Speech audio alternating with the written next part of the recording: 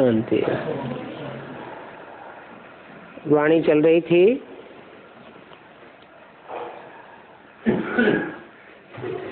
26 जून 1968 का प्रातः क्लास, तीसरे पेज के मध्यार्ध में बात चल रही थी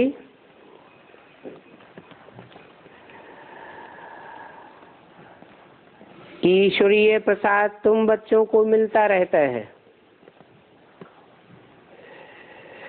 ये ईश्वर का रचा हुआ यज्ञ है।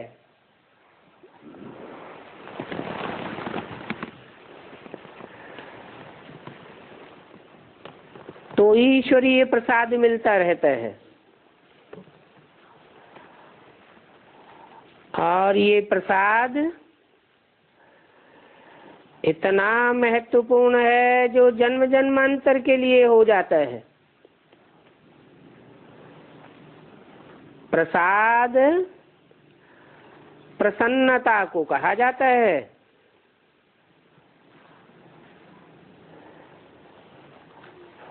और ये प्रसन्नता का प्रसाद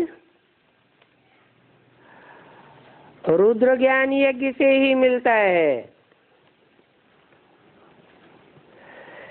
क्योंकि खुद रुद्र आकर के इसमें बैठ रुद्र ज्ञान यज्ञ रचते हैं।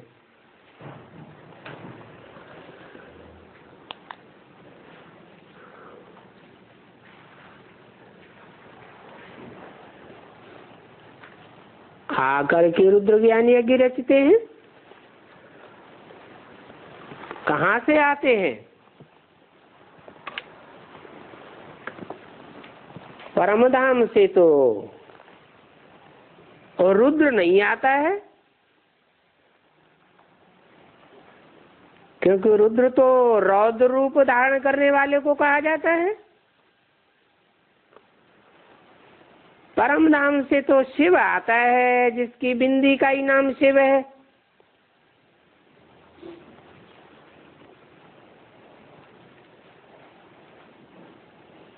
शरीर बदलते जाते हैं तो नाम भी बदलते जाते हैं।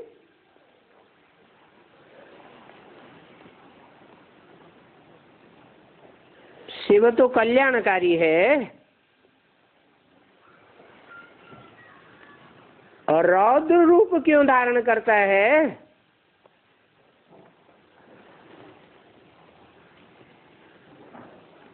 क्योंकि रावण राज्य में संसार की इतनी दुर्गति हो जाती है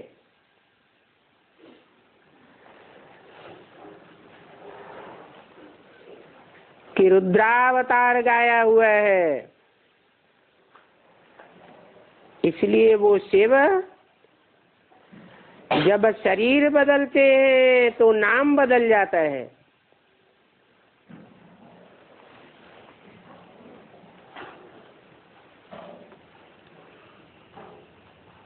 नाम पड़ता है रुद्र, जिसे रुद्र ज्ञान यज्ञ कहा जाता है। यज्ञ के आदि में ही इसका बीजारोपण हुआ और आदि में भी बीज रूप तेज धारण करके और रौद्र रूप भी धारण किया।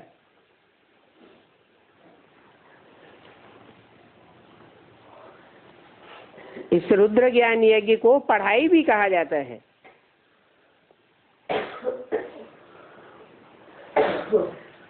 तो रुद्र शिव बाबा ही है जो ज्ञान का सागर है। उसने ही ये यज्ञ रचा है।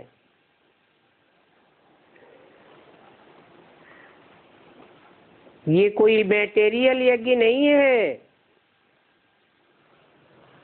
ज्ञान यज्ञ है। ज्ञान देने के लिए रचा है। तो ये रुद्र ज्ञान यज्ञ अक्षर बिल्कुल ठीक है।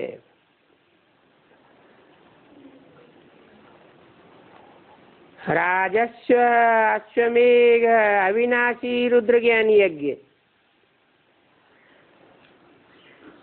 स्व का राज्य लेने के लिए यज्ञ रचा गया है।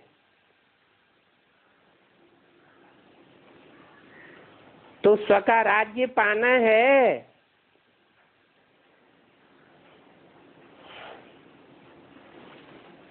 समझ में आता होगा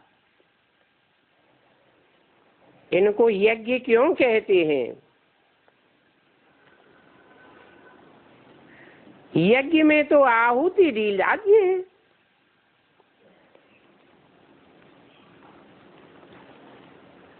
वह लोग जो आहुति डालते हैं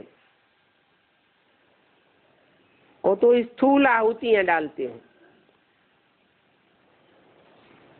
बहुत कुछ डालते हैं। जो भी डालते हैं सारा ही कीचड़ पट्टी।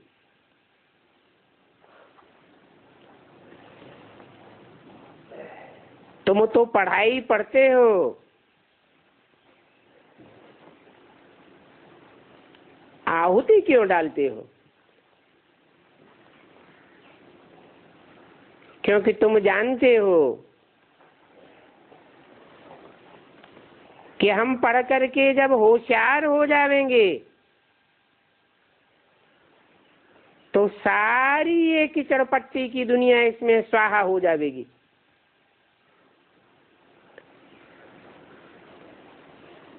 यज्ञ जब रचते हैं तो पिछाड़ी के टाइम जो भी सामग्री होती है आखिरी आहुति में सब डाल देते हैं। उसे शंकर की आहुति माना जाता है।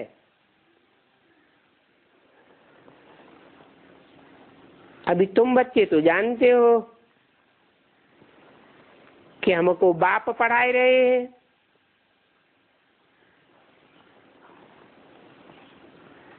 अब पढ़ाने के लिए तो मुख चाहिए।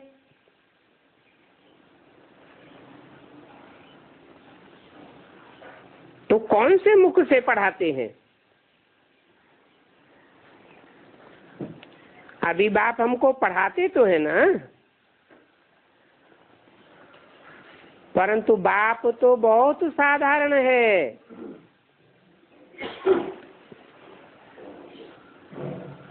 इतना साधारण है कि मनुष्य जान नहीं सकते।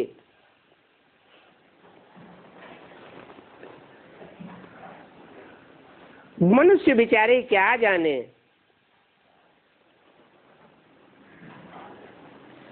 दुनिया में जो बड़े बड़े आदमी होते हैं उनकी तो बहुत महिमा होती है। और बाप देखो कितना साधारण बैठा हुआ है, तो मनुष्यों को कैसे पता लगे?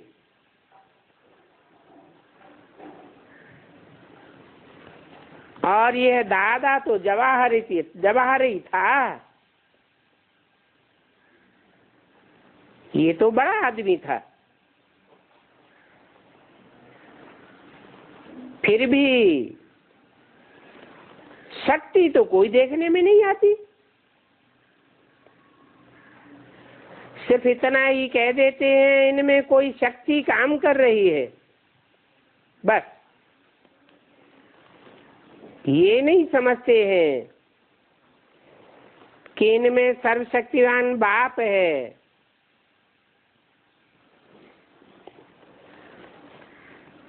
तो बाप गुप्त वेश में आते हैं, परंतु इनमें गुप्त शक्ति है।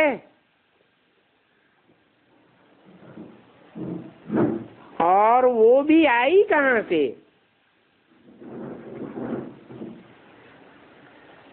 वो शक्ति तब आई जब बाप ने प्रवेश किया।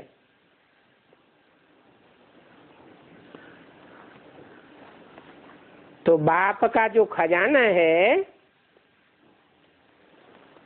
वो ऐसे थोड़े ही देते हैं। तुम सारा खजाना योग बल की शक्ति से लेते हो।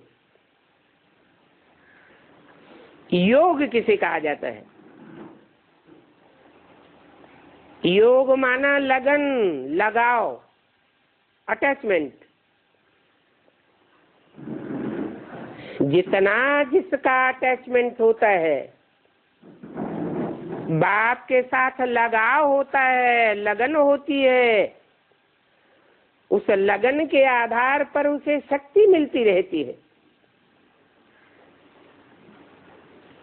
और जन्म जन्मांतर की शक्ति मिलती है योग बल से, क्योंकि वो तो सर्वशक्तिवान है ही और उनकी शक्ति कहीं चली नहीं जाती है। परमात्मा को सर्वशक्तिवान क्यों कहा जाता है? क्यों गायन है सर्वशक्तिमत्ता का? ये भी कोई जानते नहीं है।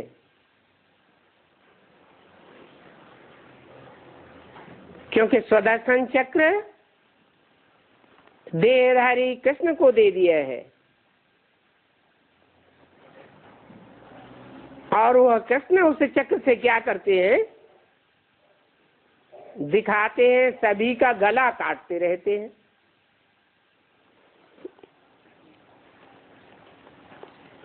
तो क्या भगवान बाप बैठे हिंसा करते हैं?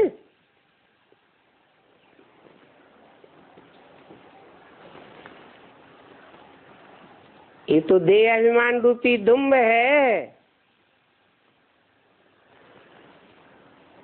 जो आत्मा के साथ लगा हुआ है। तो भक्ति मार्ग में दिखाते हैं कि सुदर्शन चक्र से देह अभिमान का गला काट दिया।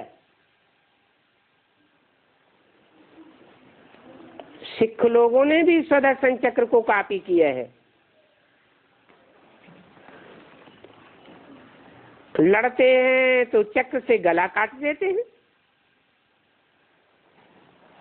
तो भक्ति मार्ग में सुदर्शन चक्र हथियार के रूप में समझ लिया है।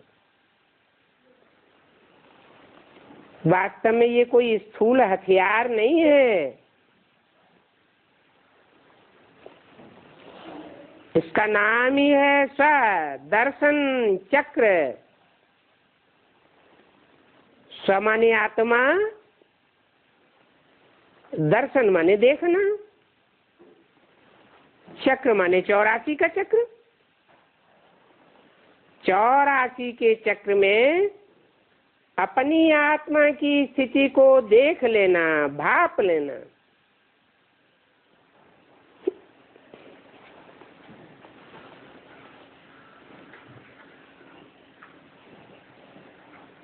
रावण ने चक्कर चला दिया काम कटारी का, तो वो भी कटारी हथियार समझ लेते हैं। ये सभी प्रकार की हिंसक निशानियां रख दी हैं।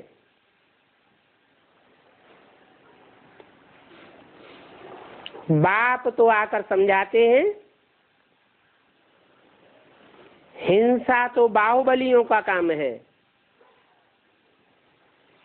और तुम तो डबल अहिंसक हो।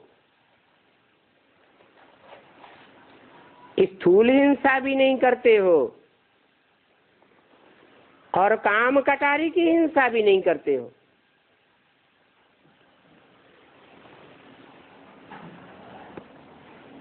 तो बाप आकर सभी बातें समझाते हैं, पढ़ाते हैं। ये भी बताते हैं कि मैं आकर जिसमें प्रवेश करता हूं, इनमें तो देह अभिमान की पूरी कट चढ़ी हुई है। पूरी माने औरों में तो परसेंटेज कम है, लेकिन इनकी तो परसेंट सबसे जास्ती है। इसलिए इनमें कहा, इसमें भी नहीं कहा। इस षष्ठी रूपी रंगमंच के दो ही मुख्य पार्टधारी हैं, हीरो और हीरोइन के रूप में।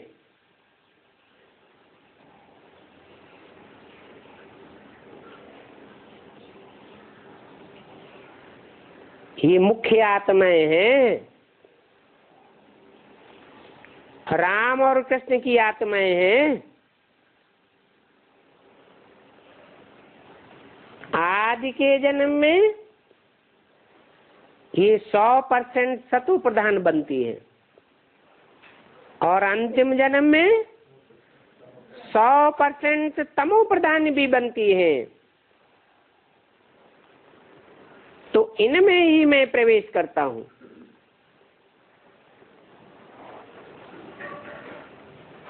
किस रूप में प्रवेश करता हूं? ये षष्ठी रूपी रंगमंच के हीरो हीरोइन ही माता पिता है। तो एक में माता के मृदुल रूप में प्रवेश करता हूं और दूसरे में कठोर रूप में प्रवेश करता हूं। इसलिए त्रिमूर्ति के चित्र में इनकी बैठक ही देखो कैसी दिखाई गई है। ब्रह्मा की बैठक लीनियंसी के रूप में दिखाई गई है और शंकर की बैठक स्ट्रिक्ट रूप दिखाया गया है। ये भी बताते हैं कि ये पराया देश है, पराये शरीर में इनके ही बहुत जन्मों के अंत में आता हूं।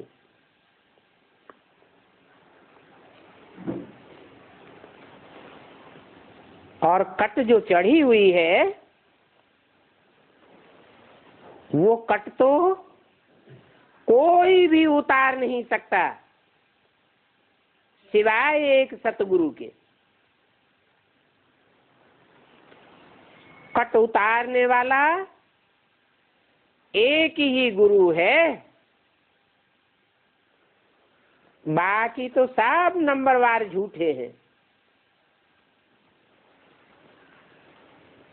उनको सतगुरु नहीं कह सकते।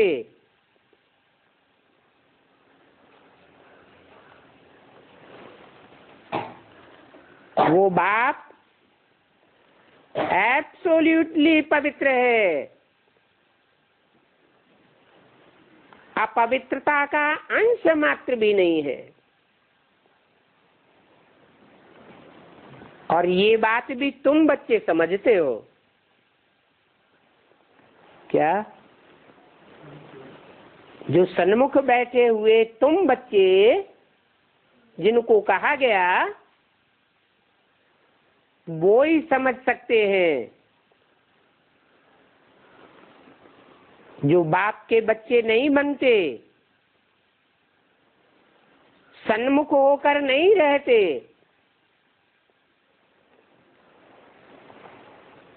क्योंकि सन्मुख होना भी दो प्रकार का है।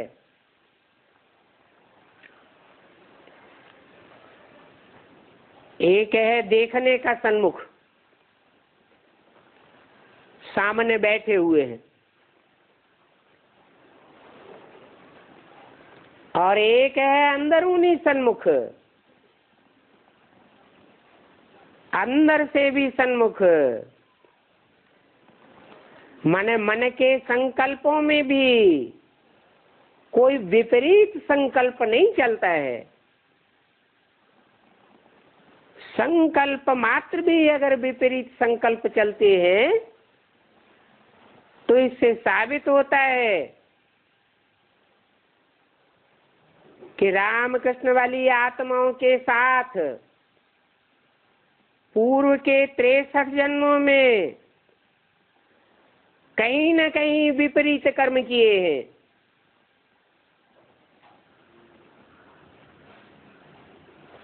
अभी शूटिंग की रील घूमती है, उस रील में सबको अपना अपना पता पड़ जाता है।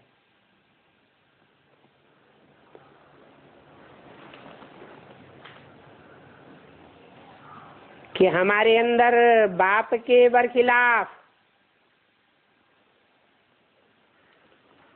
कितने संकल्प आते हैं। कोई कोई तो विपरीत वाचा भी चला देते हैं, जिसके लिए बाप कहते हैं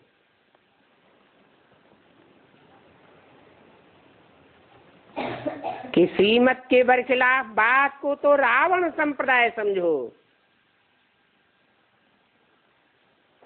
ऐसी बरखिलाफ बातें करने वाले राम संप्रदाय नहीं हो सकते। एक्ट करना ये तो और ही खराब हो गया। परंतु ये बातें बुद्धि में बिठाने के लिए टाइम चाहिए। तुम बच्चों को तो बाप सभी कुछ समझाए देते हैं, किन बच्चों को? तुम बच्चों माने जो अंदर बाहर से सन्मुख होकर बैठते हैं। बाप बच्चों को सब कुछ विल कर देते हैं। ज्ञान का सागर है तो ज्ञान की कोई भी पॉइंट अपने पास नहीं रखते। शांति का सागर है तो भी पूरा अर्पण करते हैं। सारा विल कर देते हैं बच्चों को और सभी कुछ समझाते हैं, बताते हैं कि इन पर पूरी कट चढ़ी हुई है, इनमें ही आते हैं और पुरानी दुनिया में आते हैं।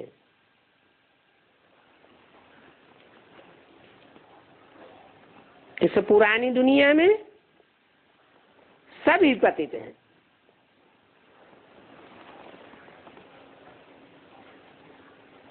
ये भी बताते हैं। परंतु सबसे जास्ती पतित कौन है?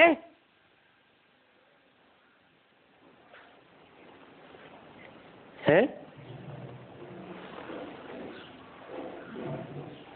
जो सबसे जास्ती पतित बनता है 63 जन्मों में, उसको कहते हैं बड़े से बड़ा कामी कांटा। उसको ही आके बड़े से बड़ा किंग फ्लावर, कमल का फूल बनाते हैं।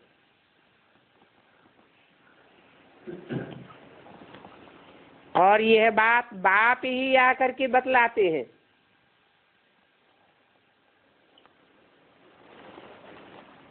औरों में इतनी शक्ति नहीं है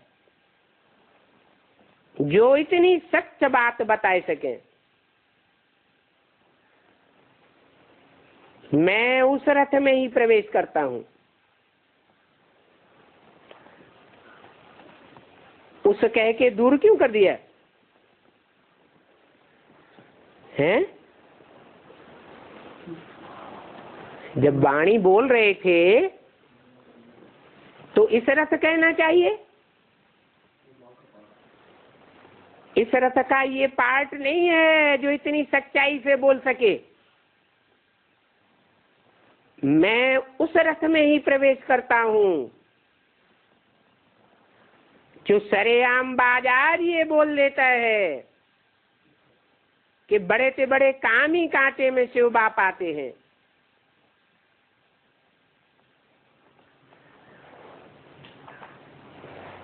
जिस रथ में आते हैं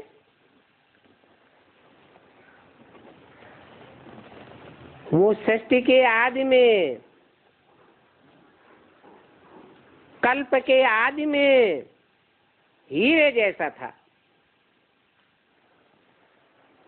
अभी वो ही संग के रंग में आते आते कौड़ी जैसा बना है।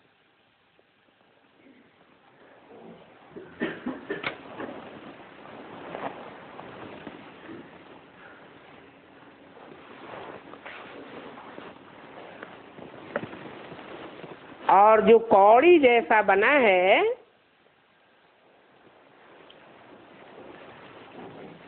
वो भले इस समय करोड़पति बन जाता है,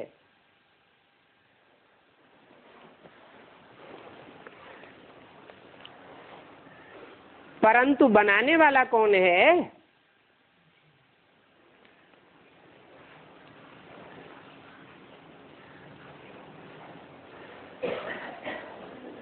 और वो हद का करोड़पति बनाता है या बेहद का करोड़पति बनाता है?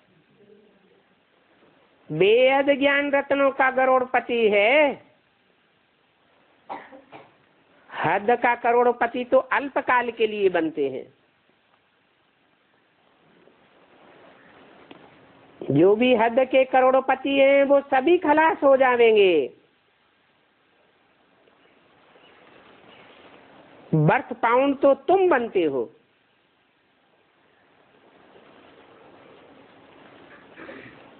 और तुम ही बाप के स्टूडेंट हो। तुम भी स्टूडेंट हो और ये भी स्टूडेंट है। कौन? ये ब्रह्मा बाबा भी स्टूडेंट है, तुम भी स्टूडेंट हो। क्योंकि ये ब्रह्मा भी बहुत जन्मों के अंत में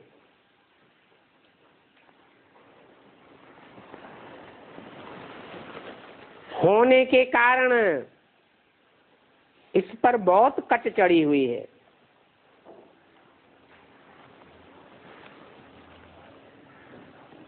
जो बहुत अच्छा पढ़ते हैं उनमें ही बहुत कट चढ़ती है। समय समय का फेर है, तो वही फिर सबसे जास्ती पतित बनते हैं। उनको ही फिर पावन बनना है।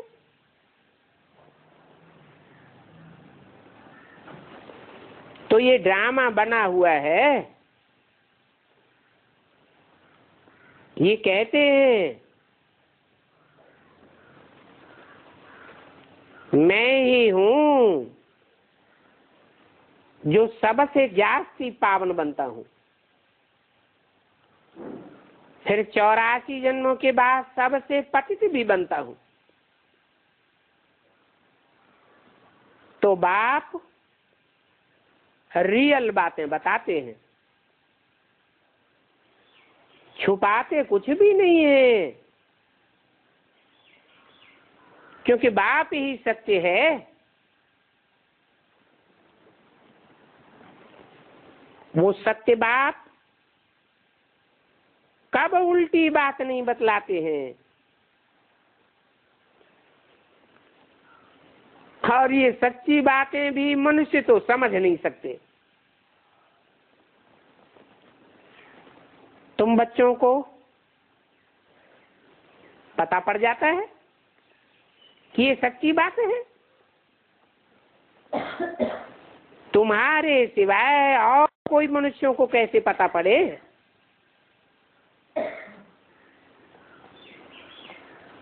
वो मनुष्य तो कहते हैं इनको ब्रह्मा कैसे कैसे हो।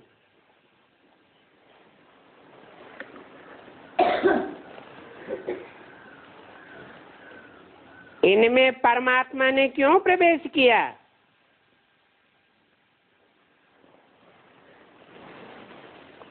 ये बात अभी तुम समझते हो। क्यों प्रवेश किया? क्योंकि इनका ही इनका पार्ट है। इसलिए प्रवेश किया कि जैसे हद की सृष्टि होती है तो बीज रूप बाप बीजारोपण माँ के द्वारा ही करता है। माँ ही बच्चों के सामने प्रत्यक्ष होती है पहले। तो गायन है भक्ति मार्ग में, त्वमेव माता च पिता त्वमेव। माता के पाठधारी में ही प्रवेश करना पड़े।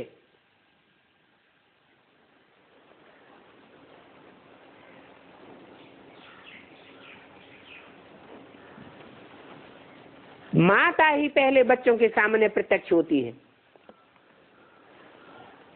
बाप तो प्रत्यक्ष नहीं होता। बच्चा जब बड़ा बने, सगीर हो, तो बाप को पहचाने।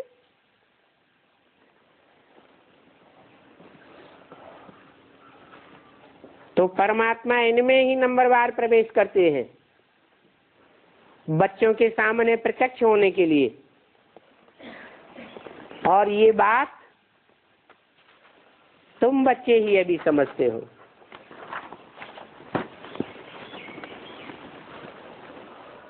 छब्बीस जून 68 की वाणी का चौथा पेज। ये भी जानते हो कि ब्राह्मण कुल है सबसे ऊंचा, कि देवता कुल ऊंचा है। ब्राह्मण कुल क्यों ऊंचा है? ब्राह्मण तो दुखी भी होते हैं और ब्राह्मण सुखी भी होते हैं, और ब्राह्मण तो नंबरवार भी होते हैं। कोई कमकुरी के ब्राह्मण है, कोई पूरे 18 विश्वा के ब्राह्मण। लेकिन बोला कि तुम्हारा ब्राह्मण कुल है सबसे ऊंचा। तुम्हारा क्यों कहा?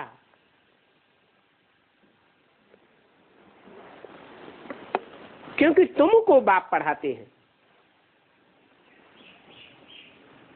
जिनको बाप नहीं पढ़ाते वो माँ को ही बाप समझ लेते हैं।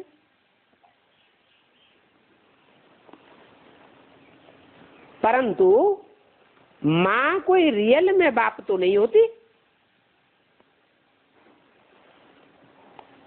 रियल में तो तुम ब्राह्मण बनते हो पक्के,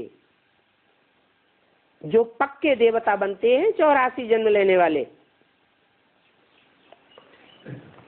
और ब्राह्मण जीवन से ही कन्वर्ट होकर के पक्के देवता बन जाते हैं, अगले जन्म में नहीं। इसी जन्म में नर से नारायण जैसे बनते हैं। तो तुम बाप के डायरेक्ट बच्चे हो गए ना। उनको डायरेक्ट बच्चे थोड़े ही कहेंगे। भले सतयुग का पहला नारायण है, वो गॉड फादर बाप का डायरेक्ट बच्चा थोड़ा ही है। वो किसका बच्चा है? वो तो नारायण का बच्चा है, देवता का बच्चा है। तुम तो किसके बच्चे हो? भगवान बाप के बच्चे हो। देवताओं को ऊंचे से ऊंचे नहीं कहा जाता है, भगवान बाप तो ऊंचे से ऊंचे है। तो तुम रूहानी बाप के बच्चे हो।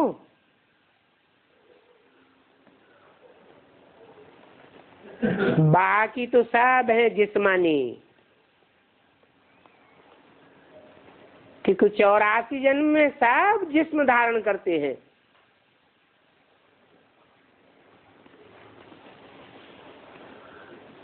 तो बाप उन रूहानी बच्चों को पढ़ाते हैं जिनको बाप बच्चे बच्चे कह करके बैठ पढ़ाते हैं। जिनको पढ़ाते नहीं है सन्मुख, उनको बच्चे कैसे कहेंगे? मेरे बच्चे, क्योंकि वो तो बाप को पहचानते ही नहीं है। तुम बच्चे तो श्रीमत पर चलते रहते हो, श्री श्री कहा ही जाता है बाप को। तुम बाप को पहचानते हो तो उनकी मत को मानते हो। शिव बाबा इसमें बैठ करके मनवाते रहते हैं। क्या मनवाते रहते हैं? श्रीमत की बात तुम बच्चों को समझा करके मनवाते रहते हैं, कोई जबरदस्ती की बात नहीं है। वो बाप तो करनहार भी है और करावनहार भी है।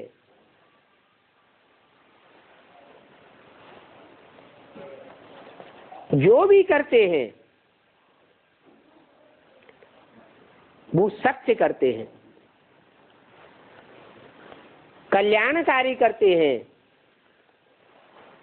इसलिए उनको सत्यम शिवम सुंदरम कहा जाता है। और बच्चों से कराते भी हैं।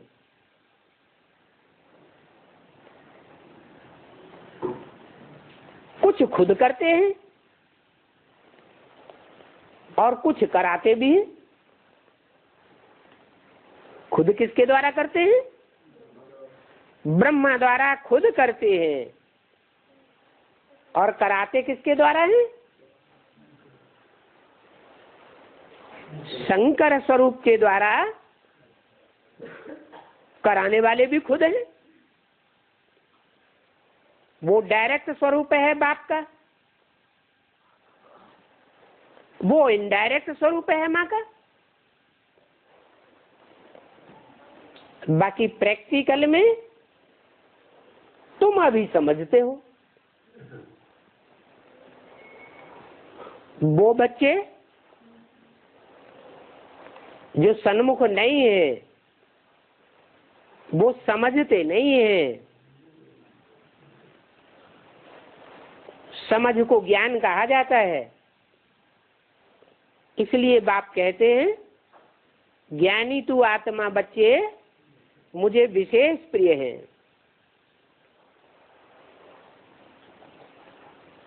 तो प्रैक्टिकल में तुम ही समझते हो, दूसरी की तो कोई चीज है ही नहीं। और शरीर तो पुराना ही लेना है, क्योंकि वनवासी हैं और तुम भी वनवासी हो।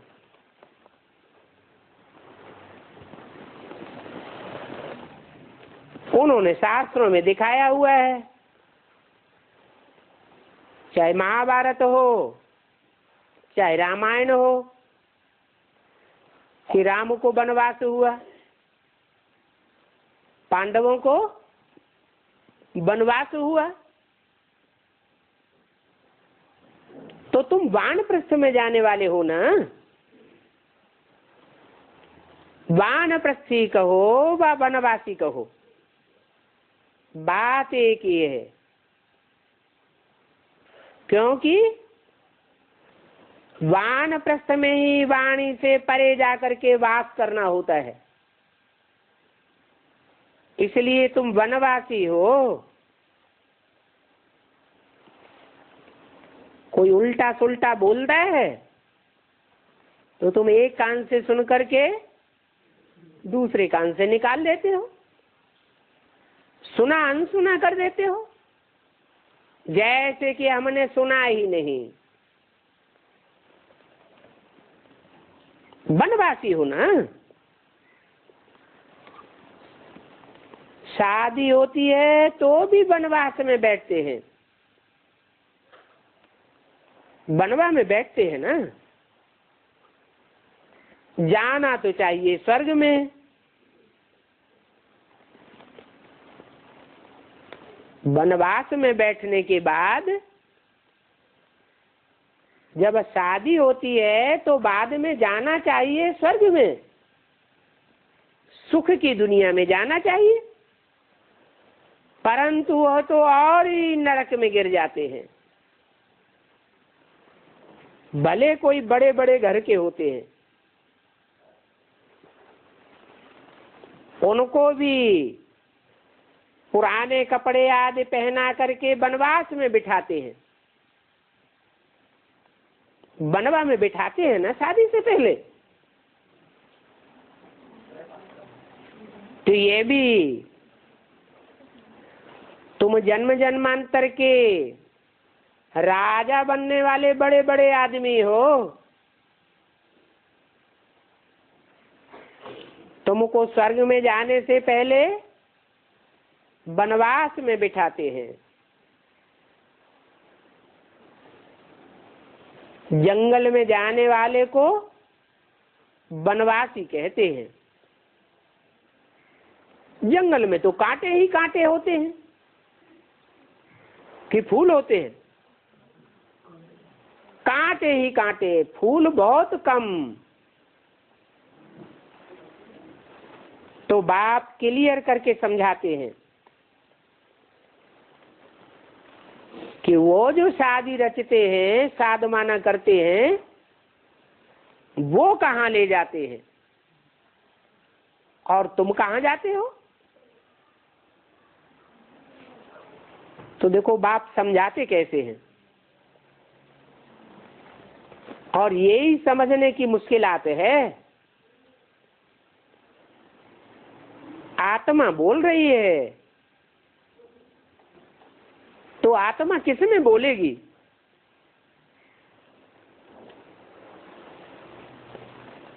स्पीकर में बोलेगी क्या?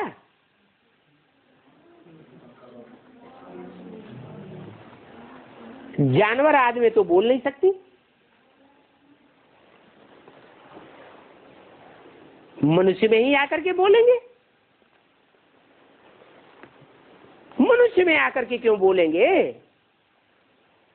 जानवर आवाज नहीं करते हैं क्या?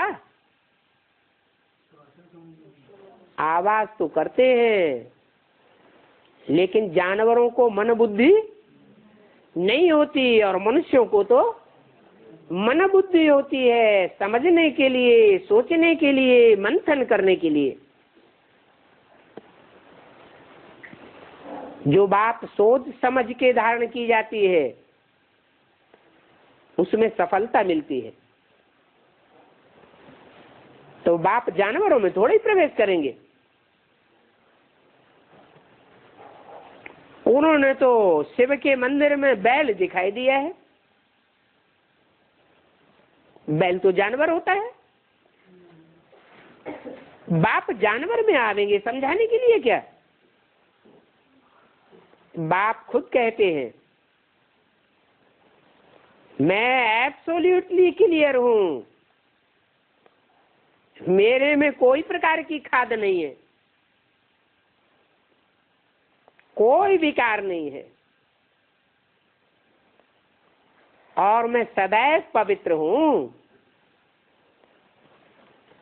जिनमें आता हूं, प्रवेश करता हूं, उनके लिए नहीं कह सकते कि वो सदैव क्लियर हैं, सदैव पवित्र हैं। हाँ, उनको आकर के अपवित्र से पवित्र बनाता हूं, जिसके लिए तुम मुझे बुलाते हो, हे पतित पावन बाप आओ।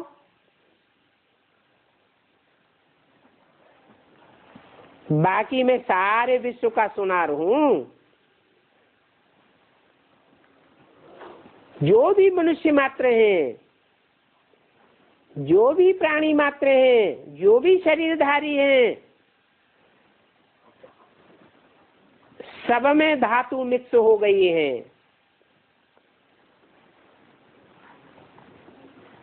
जैसे प्योर सोने में चांदी की खाद, तांबे की खाद, लोहे की खाद डालते हैं ना, ऐसे ही सबके शरीर विकारी हो गए हैं। आत्मा भी विकारी और शरीर भी विकारी बन गए। अभी मैं आत्मा को बिल्कुल पवित्र बनाए देता हूं।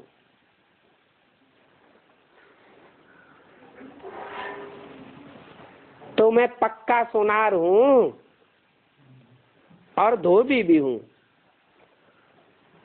धोबी क्या करता है? है? अरे धोबी कपड़े धोता है। अभी तुम आत्मा को समझ गए हो। वो धोबी जो होते हैं वो तो स्थूल शरीर के कपड़ों को धोते हैं। मैं तो ऐसा धोबी हूं जो तुम्हारी आत्मा का 84 जन्म का पतित से पतितमो प्रधान कपड़ा है, उसको भी धो करके जाता हूं।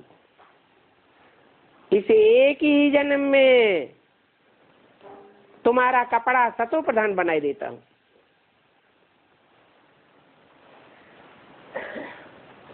ऐसे नहीं कहते कि अगले जन्म में कपड़ा धोकर दे दूंगा। ऐसी पढ़ाई भी नहीं पढ़ाते। पढ़ने वाले स्टूडेंट कोई ऐसे कहेंगे कि यहाँ इस जन्म में पढ़ेंगे और अगले जन्म में उच्च पद पावेंगे? कोई धोबी को मानेगा? जो धोबी ये कहे कि कपड़े छोड़ जाओ, अगले जन्म में तुम्हें नया कपड़ा मिल जाएगा।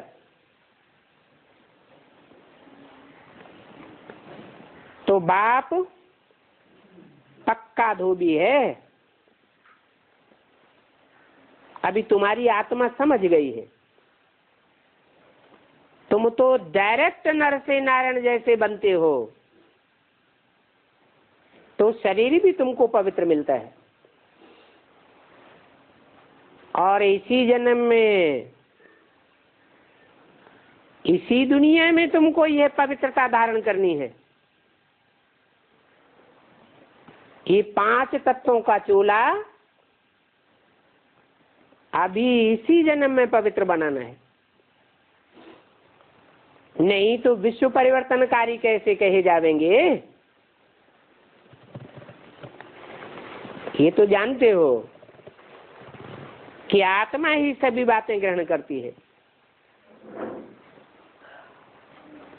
सतयुग से लेकर के कलयुग अंत तक आत्मा ही पार्ट बजाती है। तो रंगमंच पर भिन्न भिन्न कपड़े धारण करती है। तुमने 84 जन्मों में 84 कपड़े धारण किए। 84 जन्मों का पार्ट है ना। तो जितनी आत्मा पवित्र है उतना शरीर भी पवित्र मिलता है।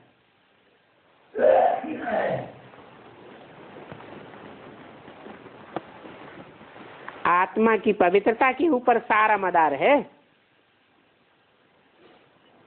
ये सभी बातें बाप बैठे बच्चों को समझाते हैं, परंतु इन बातों को समझने के लिए टाइम तो चाहिए ना। जम दे जाम दे तो नहीं हो सकता। हथेली पर आम तो नहीं उगाया जा सकता। प्रदर्शनी में कोई थोड़े समय के लिए आवेंगे तो वो क्या समझेंगे? इसमें तो फुर्सत का टाइम चाहिए। आकर के समझें कि मनुष्य से देवता विश्व का मालिक कैसे बन सकते हैं, जो आज तक कोई ने भी नहीं बनाया। वो भगवान बाप आकर के कैसे बनाते हैं? बाप कहते हैं,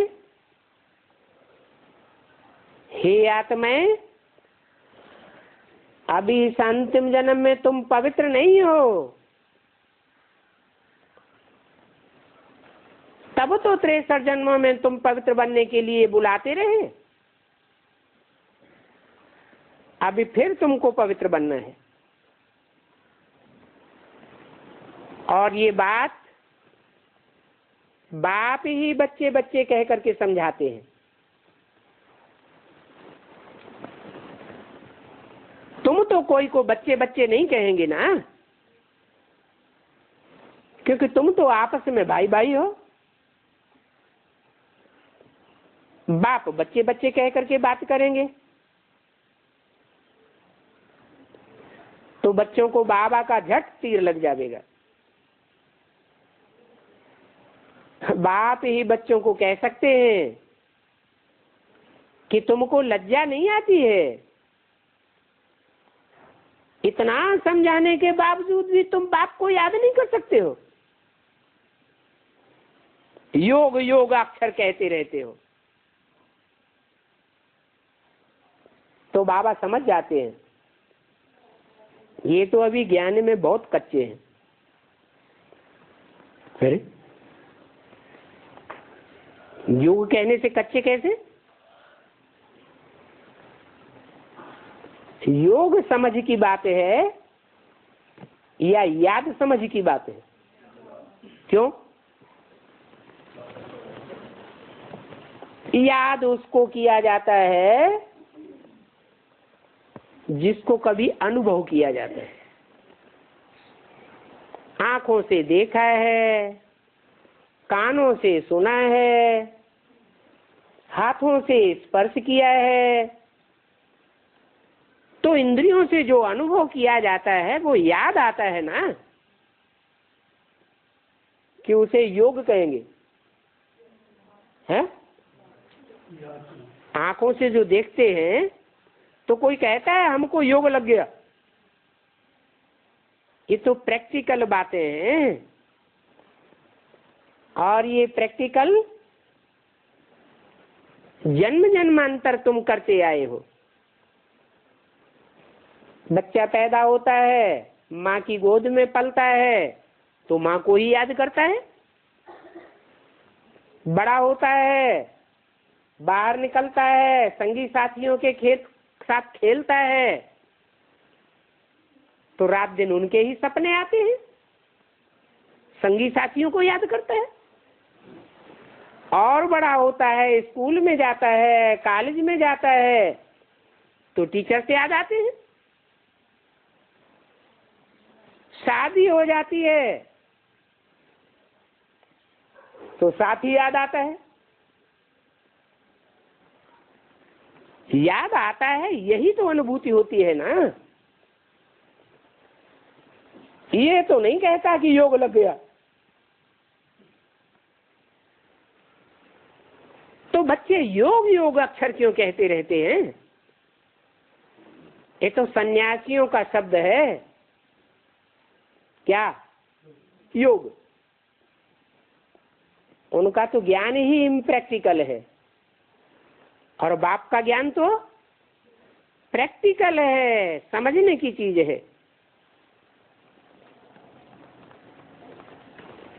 योग अक्षर सन्यासियों आदि का सुना हुआ है, वो तो हठ योगी है जो योग आदि लगाते रहते हैं।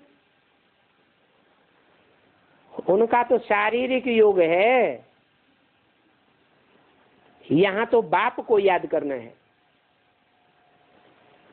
शरीर तो याद नहीं करता। याद करने वाली कौन है? आत्मा है ना। कहेंगे फलाना टीचर हमको पढ़ाता है, तो वो टीचर याद आता है ना। यहाँ तुमको पढ़ाने वाला टीचर कौन है? जिसमें प्रवेश करते हैं वो देहधारी पढ़ाने वाला है या पढ़ाने वाली आत्मा है? पढ़ाने वाली तो आत्मा है। जिसमें प्रवेश करते हैं वो तो खुद ही पढ़ने वाला है।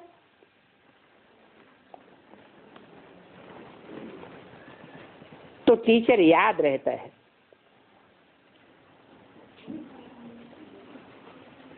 कोई नहीं कहता होगा कि हमारा टीचर के साथ योग है। भारत में योग के लिए मनुष्य कितना माथा मारते हैं। तुमसे भी पूछते हैं कुछ आइडिया बताओ, युक्ति बताओ। अब ब्रह्मा कुमारियों से डरते भी बहुत हैं, क्योंकि तुम मौत ही मौत चिल्लाती रहती हो। मौत आया कि मौत आया, विनाश होने वाला है। तुम तो जानते हो कि हम तो बाबा के पास मरने के लिए जाते हैं। बाबा हमको मरना सिखाते हैं। मरना कौन चाहता है? मरना माने देह भान छोड़ना। आत्माओं को अपना शरीर छोड़ करके घर जाना है। तो मरना सीखना पड़े ना। शरीर छोड़ करके घर जावेंगे या शरीर रहते रहते ही ऐसी स्टेज को पाना है? शरीर रहते रहते ही जो इस स्टेज को पावेंगे वो ही परम धाम को इस सृष्टि पर उतारेंगे। नहीं तो इस शरीर में आत्मा के रहते रहते परम धाम की और सुख धाम की स्टेज का अनुभव नहीं कर सकेंगे। तो बाप आते ही हैं मौत देने के लिए। वो सन्यासी लोग तो ऐसी शिक्षा दे ही नहीं सकते कि मौत किसको पसंद आ जावे। ये तो बड़ी मुश्किल बात है।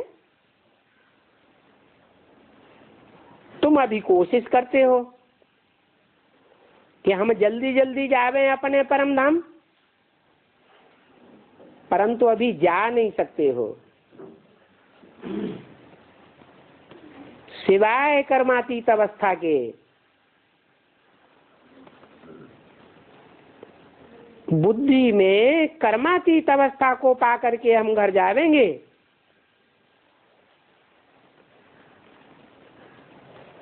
क्योंकि 63 जन्म हम भटके हैं, अभी हम जल्दी घर जावे। हमारे सिर पर 63 जन्मों के पापों का बोझा बहुत है।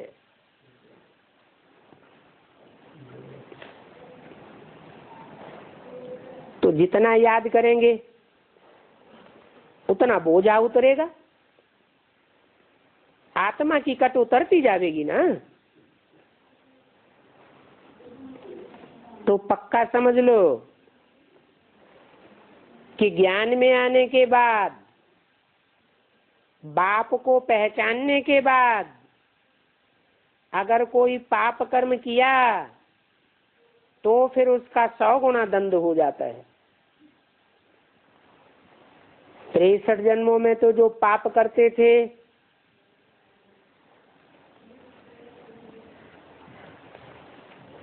उसका 1 गुना ही पाप चढ़ता था। और बाप को पहचानने के बाद, अंजाम करने के बाद अगर पाप करते हैं तो 100 गुना दंड चढ़ता है। अगर ऐसे पाप करते रहे तो ज्यादा बोझ 63 जन्मों का कहा जाएगा या इसे 1 जन्म का कहा जाएगा? क्योंकि यहाँ तो 100 गुना चढ़ जाता है।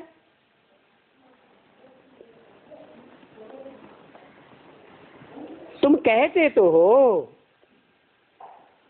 कि हमको इस ईश्वरीय पढ़ाई से यह लक्ष्मी नारायण बनना है। वो लोग तो तुम्हारी बात सुन करके कह देते हैं ये तुम्हारी कल्पना है।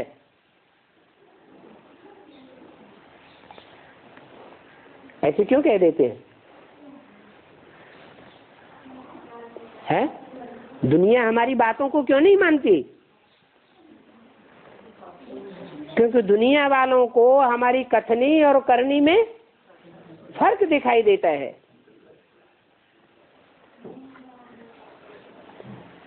तुम बोलते भी हो, अरे प्राइम मिनिस्टर, प्रेसिडेंट आदि बनते हैं तो ये कोई कल्पना है क्या? पढ़ाई से ही तो बनते हैं, ये भी ईश्वरीय पढ़ाई है। हम भी ईश्वरीय पढ़ाई पढ़ रहे हैं, तो हम क्यों नहीं नर से नारायण जैसे बनेंगे? लेकिन एक होता है पढ़ना, समझना, मानना और प्रैक्टिकल जीवन में धारण करना, चलना। एक होता है पढ़ना पढ़ाना तो बहुत, लेकिन प्रैक्टिकल जीवन में जीरो। तो उस दुनिया की पढ़ाई में तो ऐसा हो सकता है, यहां तो कथनी में और करनी में एक बनना पड़े। इस सृष्टि का चक्र भी फिरता है, ये कोई कल्पना थोड़ी है। यूनिवर्सिटी में पढ़ते हैं, क्या ये कल्पना है? ऐसे बहुत अक्षर बोलते हैं जो खुद भी समझ नहीं सकते कि कल्पना का अर्थ क्या है। जो बुद्धि में आया वो बना दिया। तो देखो ऐसे ऐसे भी आते हैं, अब उनसे हम क्या बात करें? बाप कोई से गुस्सा भी तो नहीं कर सकते।